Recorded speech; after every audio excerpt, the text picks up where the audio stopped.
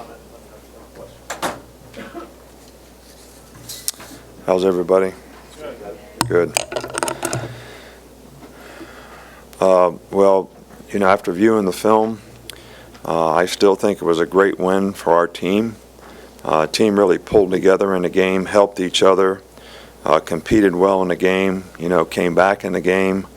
1-point victory with kind of a will not be denied attitude, which I think is really, really important. I know a lot of people would say it was ugly and may want to write the team off because of how we played, whether it was on special teams, offense, defense at times, because the execution wasn't there, and at times we didn't play smart in terms of some of the choices and decisions that we made. But those things can be improved on, and those things can be fixed. When you don't have the right kind of intangibles on your team, and you don't have guys that will compete like our players competed in the game and played in a tough game, which we expected. We expected the game to be exactly like it was. That's what we expected as coaches. All right, and our players played through it. I know everybody else expects something completely different because they sometimes don't respect other people like they should. So we need to play better in some areas of our team. There's no doubt about it. We need to control the line of scrimmage better. We don't need to make as many mental errors on defense, especially on third down. And we're much better on special teams than what we've been playing. So we need to improve, in all those areas. But, I like the attitude of the team. I think it's something that we want to build on. Certainly we'll need to for this week. We're certainly looking forward to coming back home and playing in Bryant-Denny Stadium after 2 really difficult games, on the road. So it'll be, welcome for our players to get back and play at home.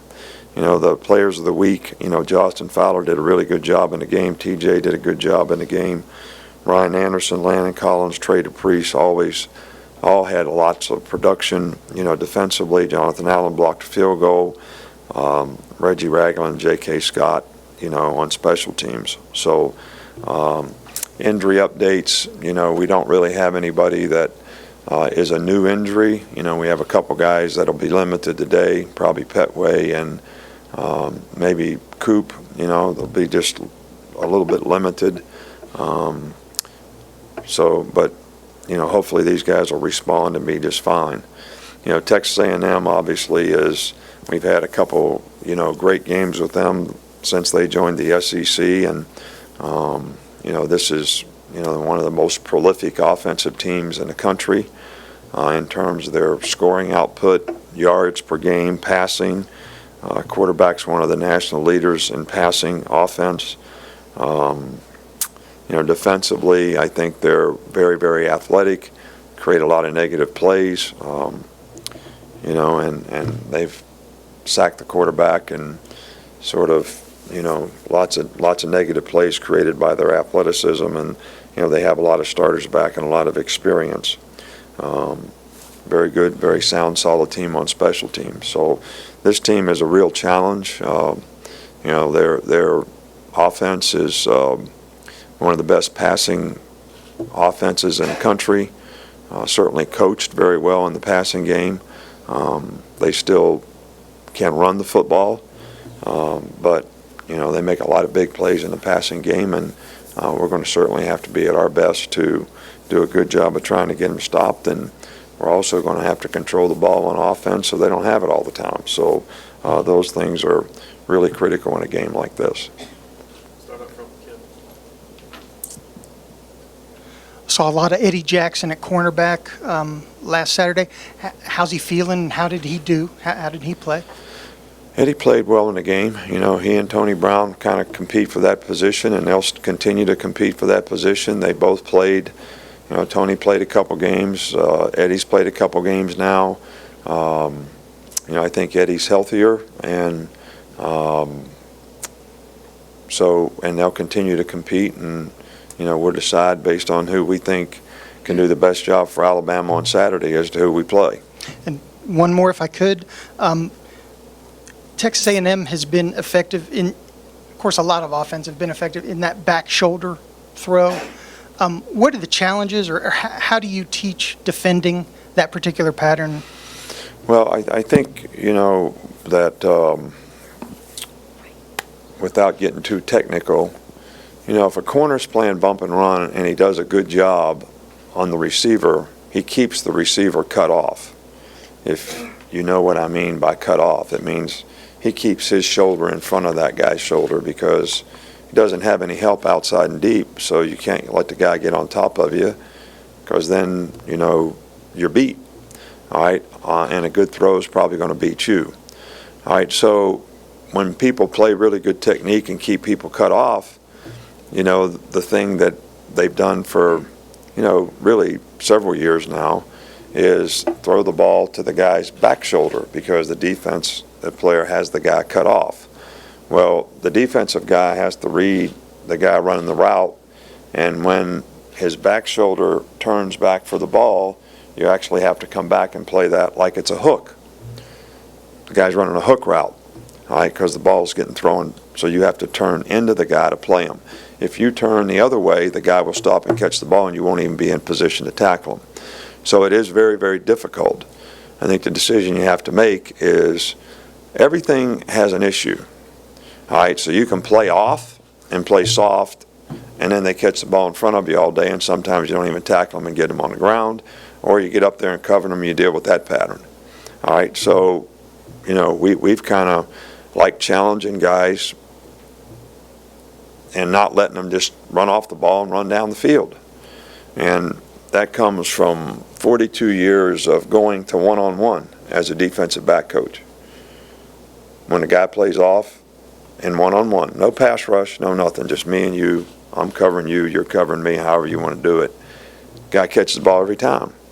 When a guy gets up on the guy and presses him, he catches the ball about half the time. So you got to kind of take the good with the bad.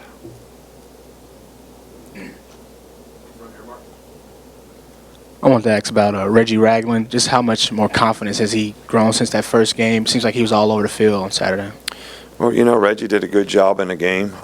They certainly did some challenging things formation-wise, and Reggie's very athletic. He's getting more confidence, playing with more instinct, and was very productive in the game. I think the biggest thing with these guys is to get them to play pass defense, now like they need to, so that they react properly in pass defense, because most of the time on play action passes, that's the sort of the last thing that a linebacker sort of gets to react to. They start reacting to the runs and the drop back passes, but then the hard play action passes. And he's getting better and better at that. Just wondered how much time and practice is dedicated to practicing special teams, and will any of that increase with any of the recent issues? We practice special teams the same amount of time we've always practiced them. Last year we were first in the SEC in special teams overall. So I think we just have to make a better point of emphasis with our players, because the problems are judgment and decision making. All right, and that's something that's hard to create. So when we practice punt return, we obviously have to practice some bad punts. And maybe that's something that we haven't done enough of, because when our punter punts, he doesn't punt the ball 25 yards. All right, so we need to get somebody to punt the ball 25 yards so it's rolling around, so we give the signal for everybody to get away from it, and guys respond to that better. And to make a decision when the ball hits the ground to go try to jump on it when there's 7 guys around, that's just a bad judgment and a bad decision. So that's like swinging at a ball over your head when you're playing baseball. It's a bad judgment. So you just have to do more batting practice. So hopefully the guy won't make that decision, that choice. I said we have to play smarter. All right, that applies to a lot of people, but when it comes to judgments, we have to play smarter. and we have to help our players and get our players to play smarter. But we've had these same people in these positions before, and they have not made these kind of choices and decisions. Same coaching, same time on special teams, same everything. So what creates that? I'm not sure. All right, I think we have some guys on our team that might play with too much anxiety. All right, they need to relax and compete. All right, and that's what I enjoyed about the way we played in the Arkansas game, especially in the second half. You know, guys just played with a lot of heart, and they competed. Did they make mistakes? They made mistakes, but they played hard. And if we can get that out of our players, we're going to have a much better chance in the long run to be able to fix the problems that we have and be able to compete in the games like we need to have a chance to be successful. I know you have a relationship that goes back with Kevin Sumlin for a few years. What are the trademarks of his offensive philosophy, and has it changed any over the years? Well, I think it's changed a little bit, not systematically, but relative to the players, you know, that they have, especially who plays quarterback. But, you know, they've always been a spread out, like to be 4 open, 4 wide outs as much as they can, spread you out, make the defense declare itself, do the no-huddle thing to, you know, try to put themselves in the most advantageous play, pass, whatever, relative to the coverage. Quarterback throw the ball to the right guy based on how the defense declares itself. And guy's a phenomenal coach, has done a really, really good job wherever he's been, and I think has done an outstanding job at Texas A&M since he's been there. They've had a lot of success, and, you know, they're getting better and better and better. I don't think as a whole team. And, you know, they've lost 2 games to 2 really good teams that are, I don't know, I don't look at the rankings, but I'm assuming both are in the top 5 at least, or maybe more better than that. Now that you got to see the film, I wondered if you could assess the offensive line and also Blake Sims' ability to elude some of that pressure. How important was that? It seemed like he was able to do that on a couple key plays. Well, you know, I think that the one word that would describe what we need to do up front in the offensive line is it wasn't that we weren't blocking the right guys. It's more that we weren't finishing the blocks. All right, we would get on the guy would slip us, all right, come off, you know, make the tackle. So that's the big thing that we need to do up front. Same thing in pass protection. You know, we overset them, all right, we get beat inside. Just basic fundamental execution needs to be better, and we need to finish better. But, you know, Blake did a good job of avoiding at times, but I also think that, you know, it's important that we make good decisions about how we distribute the ball, where we distribute the ball, and when it gets distributed so that we're not holding the ball, you know, in the pocket and stressing the protection. And that's a team thing. You know, we got to do a better job with the protection. The route runners got to do a better job of having the right timing and running the right routes, and then the quarterback's got to get the ball out on time. You're obviously the secondary faces such a tough challenge against whenever you're facing these Texas A&M receivers. So how has these guys kind of developed this year on your side of the ball, and how big a challenge do those receivers present in Texas A&M? Well, you know, they got very good receivers, and obviously this is what they do, and they're very good at what they do. All right, and I'm talking about there's probably 5 guys that are very, very productive receivers for them. You know, 84 is probably their best receiver, but they have all the other 4 guys that play a lot, can all make plays, and have made plays, and have made explosive plays. So the big challenge, you know, for our guys is you got to have great eye control against these guys to read, run, pass. That's number one, because they will run the ball, and make it very, very difficult to put extra people in the box because they're going to throw it just about every time. All right, so you got to be able to stop the run with the people that are up there, and the rest of them got to do a great job of keying the run pass. And everybody's got to have very disciplined eye control and playing great coverage, whatever your responsibility is. Disguise is important. This is not a team that it seems gets affected a lot by pressure because you get the ball out so quick, you can't really get to them. So the best way to try to get pressure is probably with the 4 guys you got rushing. And that's something so it's going to be a team defense thing. Can we affect the quarterback with 4 guys rushing? Can we affect them with the disguise? And can we affect them with very good eye control and execution of whatever the coverage is that we're trying to play?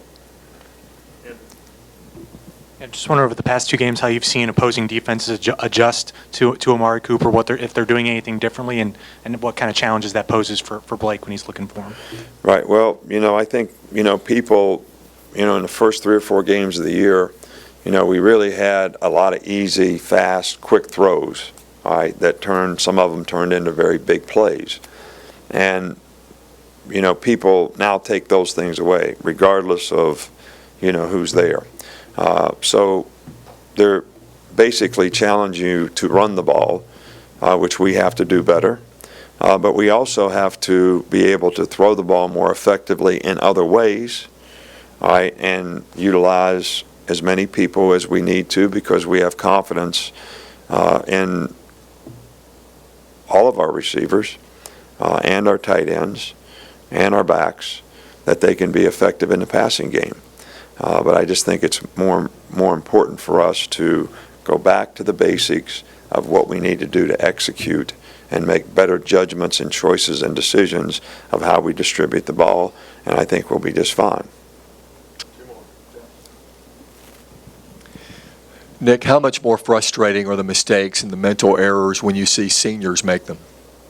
They're not frustrating at all, because if the guys are really competing and playing hard, nobody likes to see guys make mistakes, but we want to help them every way that we can so that we can fix their mistakes. I don't think there's any sense in getting frustrated about it. That's probably not a good word. I mean, it is frustrating that we make these mistakes, but our focus as coaches need to be on what do we need to do to teach the players so that they can do it better and do it more consistently. And again, I think sometimes people press, to make plays. Why do they press to make plays? I don't know. They got to play smart. I mean, everybody wants smart players.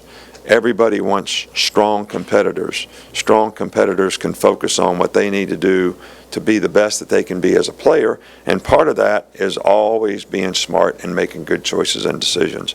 So regardless of who makes the error, regardless of who, it has the same effect, same impact on the game and on the team. We have to help each other overcome these things.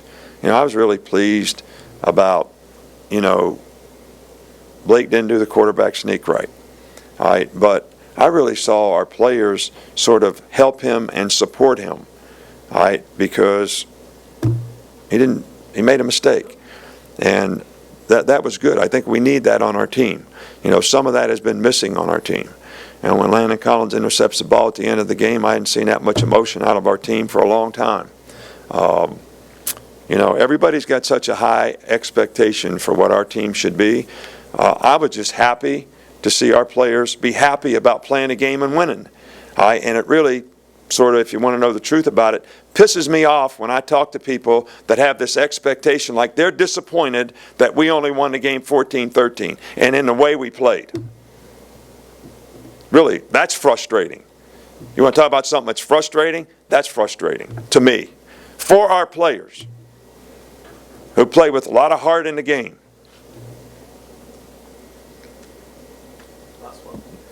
Want to get your thoughts on the growth and development of O.J. Howard and just the production you've seen out of him this year, what he needs to improve upon? Well, I think O.J. has played better and better and better. I mean, I think his focus and execution in other areas other than catching the ball is, what he needed to really focus on.